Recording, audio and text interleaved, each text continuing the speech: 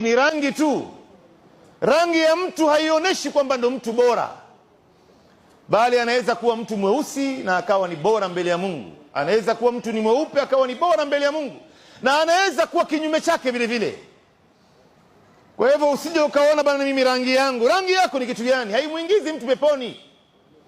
Kuna watu ambao walizaliwa katika dunia hii ambayo wana rangi nyeusi zaidi, lakini wao wako ndani ya pepo ya Mwenyezi Mungu. Na kuna watu ambao wamezaliwa wao ni weupe kuliko wote, na sasa hivi wanaanza kuadhibiwa, bado hawajafika katika hukumu. Uzaliwe wewe katika nchi gani, hii vile vile hukupanga wewe. Umezaliwa Kenya, umezaliwa Uganda, umezaliwa Tanzania, umezaliwa Nigeria, umezaliwa Amerika, umezaliwa Saudi Arabia, umezaliwa Ujerumani, umezaliwa Marekani. Hakuna mtu alopanga hapa. Wala usianze kujifakhiri mbele ya watu kwa sababu mimi nimezaliwa katika nchi fulani.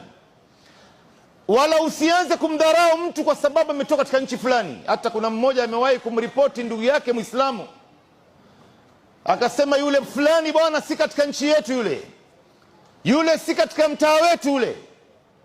La haula wala quwwata illa billah. Kwani mtu kwa katika nchi fulani ndo kitu gani? Ndo tikiti ya kuingia peponi? Ndo nini hiyo? Kwa hivyo Mungu ndo ambaye amepanga wewe umezaliwa wapi. Wala usijione wewe ni duni.